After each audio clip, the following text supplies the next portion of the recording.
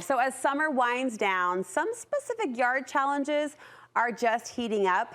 From brown patches on the lawn to pesky bugs and grasshoppers, the end of summer can leave your outdoor space looking tired. I actually think that's a polite term, tired. My next guest says now is the time to tackle those problems head on so you can enjoy time outside all fall long. Our friend Jerry Goodspeed with USU Botanical Gardens is here to help us solve some common problems in the yard that come up this time of year. Fall is so nice. We want to enjoy it. We do, and it's my favorite time of year, Me too. actually. So I love the fall. Viewers are bracing themselves because I say that about every day, starting now until October. Fall is my favorite. Jerry said it first. Okay, you're sharing some common problems and solutions for each of these hiccups. First, powdery mildew. Yeah, so powdery mildew, we're seeing a lot of that.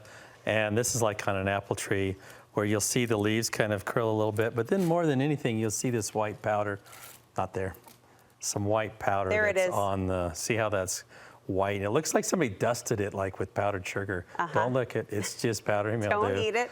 If it's on your perennials, don't worry about it. But if it's on your trees, then we do need to worry about it. What do we do? Well, a lot of times we'll just spray it with a fungicide. Okay. And there's a couple. There's an organic option, and then there's the what we call soft option, and then the hard options, which is the more traditional fungicides you can get in the nursery. But perennials, no problem. Trees, yeah, take perennials I don't worry about. Okay. Yeah. Trees we do. Next problem, squash bugs.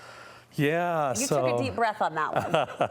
Well, we get a lot of calls. What do I do about my squash bug? And this is why I couldn't actually find the squash bugs when I was out today. You didn't go. I didn't. But I did find a dead plant from squash bugs that had squash bugs. Yes, yes. So I figured, yeah, that's good enough. That shows you what it does. That's why you got to control them. What do we do? How do we control? Oh, they're hard to control, to be honest. So that was the sigh, because they are. Yeah, that was the sigh.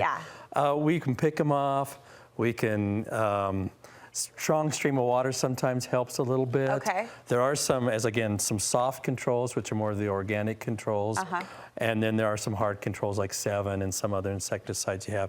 The trick is, they're usually underneath the leaf. And we have a tendency to spray on top of the leaf, especially with the soft organic products. So get curious. Yeah, you got to move it around and get where they are. Okay, good luck. Good luck. We'll end with that. Good luck. That's good. All right, summer scorch, the dry lawns, the dry yards.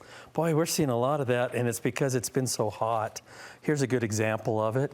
It's where you start to see how the brown is on the edges of that? Yeah.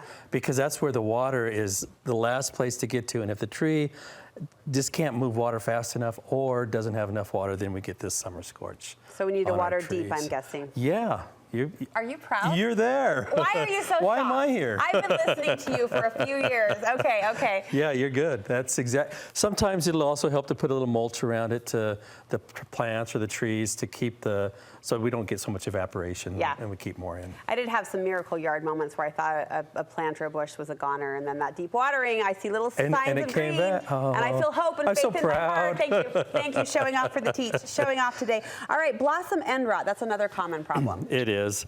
That's like on the ends of your tomatoes and peppers. It's just disgusting. On the blossom end where the blossom was, this is where it's attached to the plant. Got it. And the biggest thing with that is keep watering consistent. And if you can, especially with your vegetables, that's where we see it. Okay. Again, use a mulch around there so that the water doesn't fluctuate too much in the soil. That's part of the problem. Okay. That's going to be your best bet. Should we end on the high note, grasshoppers? Is that a high note? I don't know. I'm just trying to be positive. Oh, they come and they go. Some years is bad, some years is good. This is a bad year. Is it a bad year? Okay. Yeah, we're seeing a lot. We're getting a lot of calls on them. And I make a joke, the best way is this nuclear bomb, and we'll just finish this once and for all. Yeah. Does everybody laugh on the other end of that call? I hope not so. always. Okay, yeah. Not everyone has our good sense of humor. No. Okay. But it's kind of a community event because grasshoppers move so quickly, so it's hard to control them in one spot. There are some products like Sevin and others, and there's some baits out there that you can use that'll help. But what I mostly tell people is try to get together as a community, work on if there's a vacant lot, that's where they're coming from. Okay. If there's an empty field, those types of areas is normally where they overwinter and then they move off of those. So try to control them in those areas, put the baits in. Come together as a neighborhood.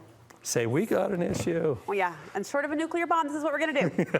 Well, my daughter, we should stop. Yeah, okay. My daughter was cracking me up though, because she came home after a week at the beach of chasing seagulls and she saw a grasshopper and she was, I can chase them instead. I'm like, knock yourself out, kid. Knock yourself out. Here's a jar. Yeah. Go collect them. And, Jerry, thank you so much. Where My can we get more pleasure. advice from you, sir? USU Botanicalcenter.edu. All right, we appreciate it. We do. My Thank pleasure. you so much.